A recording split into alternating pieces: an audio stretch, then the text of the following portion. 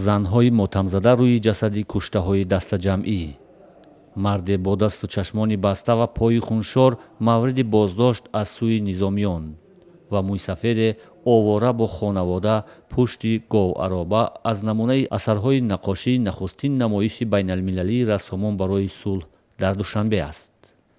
در نمایش نقاشی دردانه‌های راه ابریشم رسامان از 30 کشور جهان هنر نقاشی خود در موضوع صلح را به معرض تماشا گذاشتند.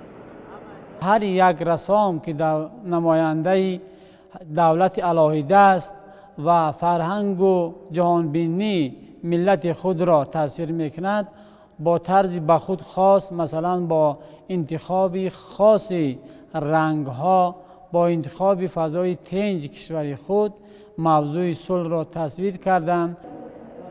مؤسسان نمایش بین المللی رسامان برای صلح هدف برگزاری نمایش را ارجگذاری به صلح و آرامش در زمان معاصر عنوان می‌کنند.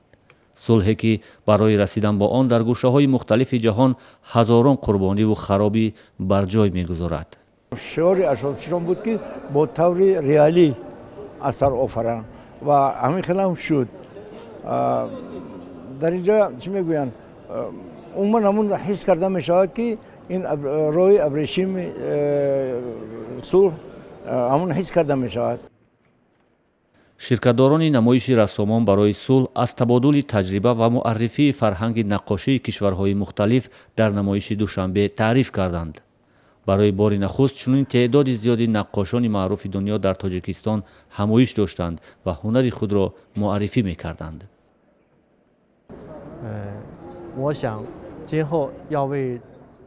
نقش مهمی نمایش رسامان برای صلح در دوشنبه تبادل فرهنگ‌ها است که ما یکدیگر را فهمیدیم، شناختیم.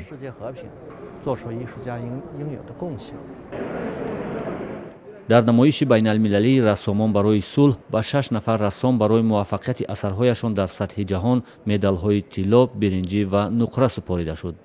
نمایش نقاشان را در دوشنبه مرکز تبادل فرهنگی سیاحت به خاطر صلح و اکادمی رسامان تاجیکستان برگزار کردند.